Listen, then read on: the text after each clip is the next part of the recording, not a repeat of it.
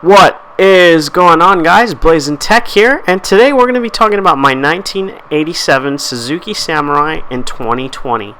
This is the JX configuration, and it's a soft top. It's a very clean example with only 57 original 1,000 miles. This car has been a dream to own. At the time that I'm making this video, I have sold it, unfortunately. It had factory AC as well. It has a 1.3 liter motor paired with a 5-speed manual transmission, and my Samurai was 4-wheel drive, although a 2-wheel drive alternative was offered at the time. This car was really clean inside and out. It's over 30 years old, so it is going to show its age. It wasn't a garage vehicle, but I had a lot of fun with it, and the new owner is having fun with it as we speak. So all those stats are nice, but what does everything culminate to? And I think that the standard stock iteration of the Suzuki Samurai is a really great, affordable, capable, classic car. Now, it's fun to drive, it's really easy to park, it's got a really forgiving gearbox, very easy to learn how to drive a standard transmission. Everything is close together, no power steering.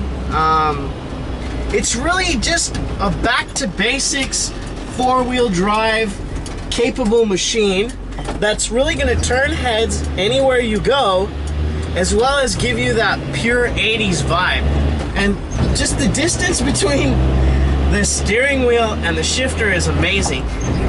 We revere cars like the Honda Civic Si 2006 where it's got that shifter right there. Well, this is right there too. And sure, the throws are a little bit longer, but this really, it's fun to drive. It's not going to win any races by any means. And that 60 horsepower motor paired with the 5-speed manual transmission in this really light body really works wonders, in my opinion. Now, as far as driving the thing, it's going to be really noisy. It's going to be bumpy, but that kind of gives it the vibe of the Samurai, is that it's this really rugged, capable, small little Jeep that'll go over anything, take you anywhere. This is not a Lexus GX 460. This is not a Toyota Land Cruiser. This is a really basic 4-wheel drive SUV. And I think when you know that, and you have an idea of its capabilities, you can really enjoy it much more than having these unreal expectations of the Samurai. I think the most important thing about driving a Samurai in 2020 is just having real expectations. This car is 33 years old, and it is not fast by any means, as I've shown you and told you about the specs. When you realize that, it can drive on the freeway legally. You can do 65, 70 in it. It's just not comfortable.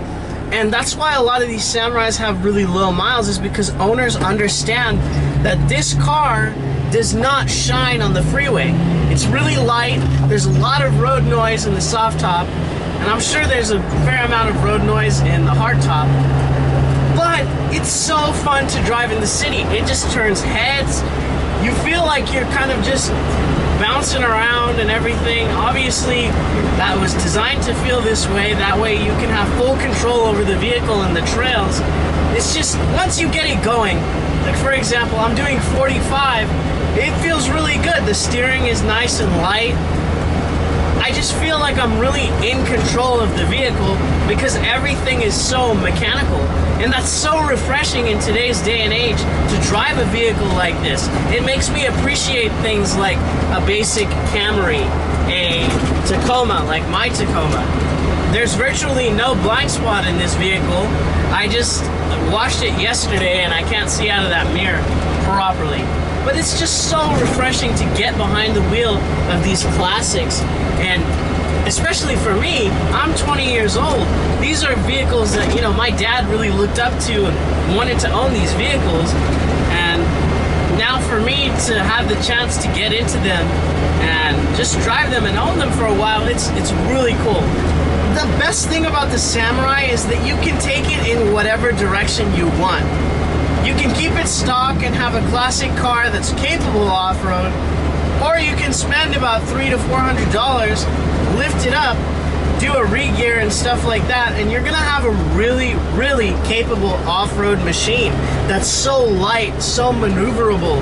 These are all little things that if you don't do a lot of off-roading, you're gonna realize that these are things that really help you in the trail.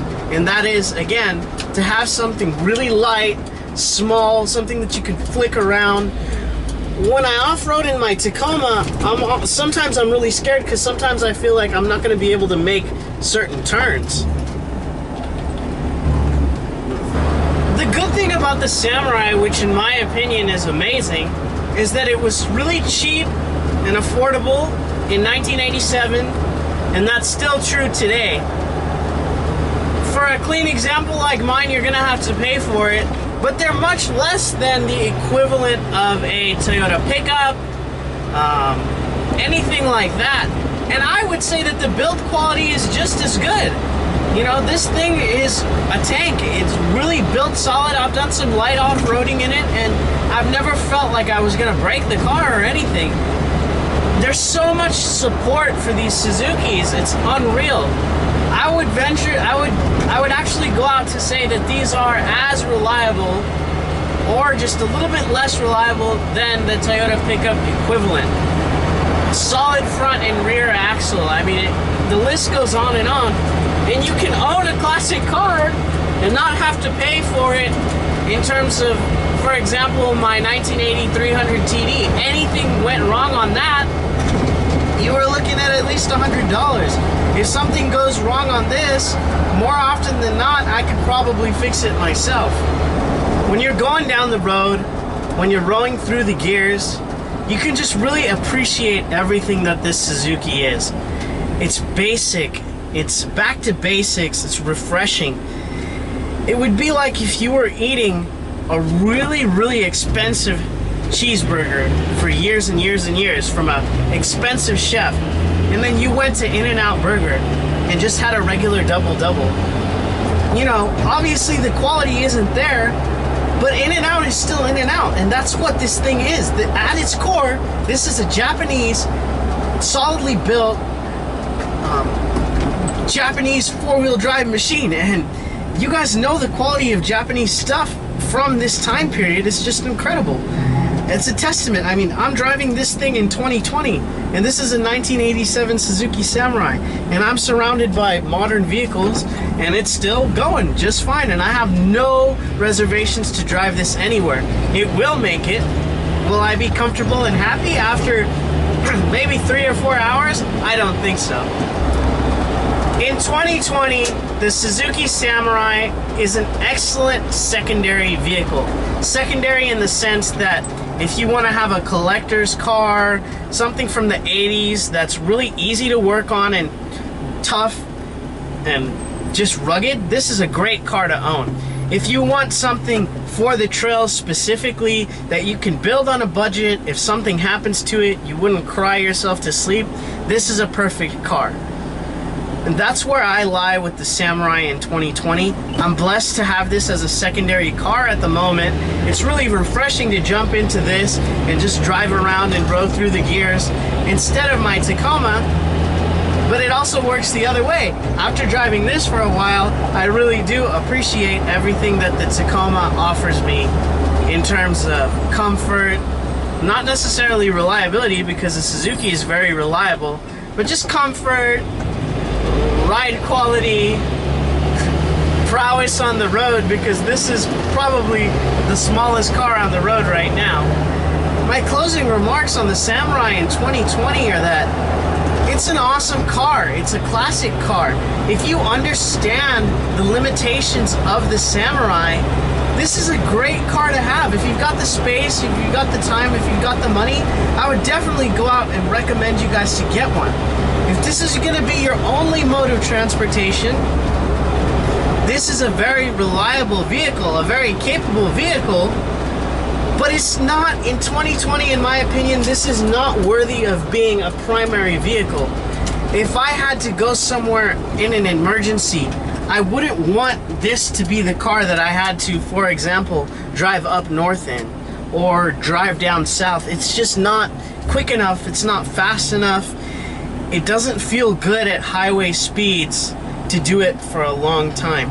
Not saying that it won't do it, it just doesn't feel comfortable. And for those reasons, I'm selling the Suzuki Samurai. If I had more time on my hands, if I wasn't a student, if I lived really close to beautiful, beautiful trails, I would keep this thing, because that in and of itself, this is a perfect trail car. This is a perfect off-road vehicle.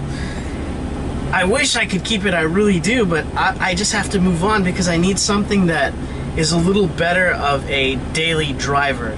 Now, the Samurai is cool in its own right. It's a collector's item. It's got a cult following. There's so much support for these Samurais. I just personally can't keep it.